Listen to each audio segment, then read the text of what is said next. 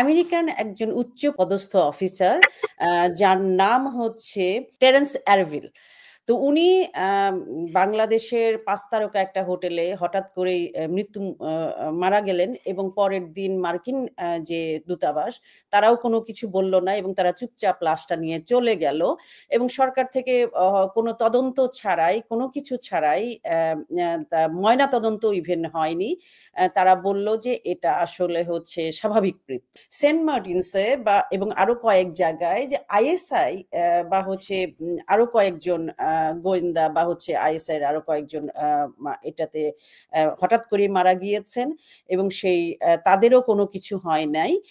তো বিষয়টা আসলে খুবই আশঙ্কার এবং আমি শুধু এটুকু বলতে চাই যে আজকে একটা সোশ্যাল মিডিয়ায় একটু দেখলাম যে বাংলাদেশে আপনি যেটা বললেন দাদা যে ৫ই আগস্টে প্রধানমন্ত্রী শেখ হাসিনাকে উচ্ছেদ করা, জঙ্গিকে ছেড়ে দেওয়া এবং যে পতাকা হাতে মৌলবাদীদের যে উত্থান, সেই জায়গায় শুধুমাত্র কি শেখ হাসিনাকে উচ্ছেদ বা একটা সরকার বদলের চক্রান্ত ছিল?